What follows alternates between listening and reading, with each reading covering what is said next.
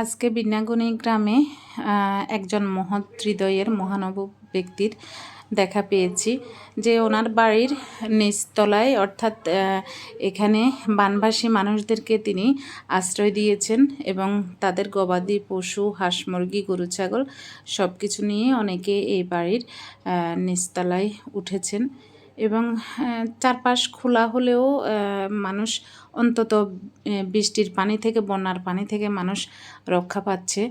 এই যে সবাই এখানেই, কিছু মানুষ এখানে অবস্থান করেছেন।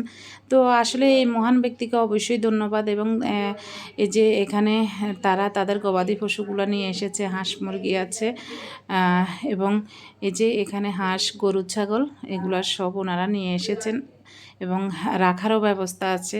তা কিছুটা হলে এই বানবাসী মানুষ এই দুর্যোগের হাত থেকে রক্ষা পেয়েছেন। আসলে কি বলবো, এরকম মহৎ প্রাণ ব্যক্তি এখন খুব কম দেখা যায় এবং এই দুঃসময়ে এই ধরনের লোকেরই খুব প্রয়োজন। আশা করি মানুষকে জায়গা দিয়েছেন থাকার জন্য, এটা একটা অবশ্যই। দোকানের মাল। কয়তলা বিল্ডিং আছে এটা? 5 তলা। সব থাকেন কয়তলায়? দোতলা। দোতলায় থাকেন। দোতলায় অনেককে জায়গা দিয়েছেন। দোতলা আছে 3 কেজি। দোতলা তো জায়গা দিছে, নিচের তলা তো দিছে। হ্যাঁ। আপনি মা থাক।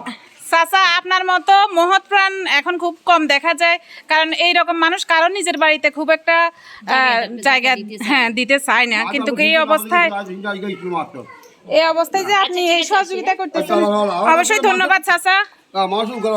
হ্যাঁ, হ্যাঁ।